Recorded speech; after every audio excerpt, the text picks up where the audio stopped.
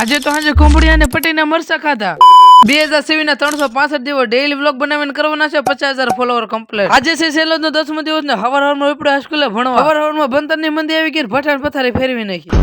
ऐसा मत करो मेरी जान.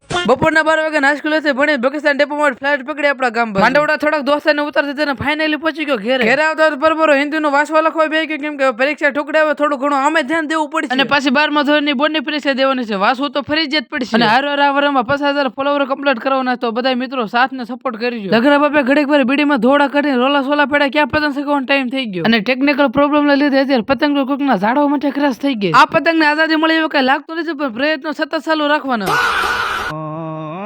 તમે ખાલી મહેનત કરો, સફળતા ઓટોમેટિક મળી જાય. જો પતંગ પાછી નીકળી ગઈ, પતંગ નીકળી ગયેલા નો પૂરો ઉપયોગ કરવાનો, 2 શાને ઉપાડવાનું થાય છે. આગે 4 થી 5 પતંગો શકે, પણ આવડિયા પતંગી બધું નમતી જ નથી. થોડીક ટેકનોલોજી અપનાવીને એક ઉપાડી જો ટેકનોલોજી. આ ધાબે થી ઓલી બાજુ દોરી એમી દીધી, હવે તમારે જે બાજુ રોટેટ કરવી બાજુ થાય.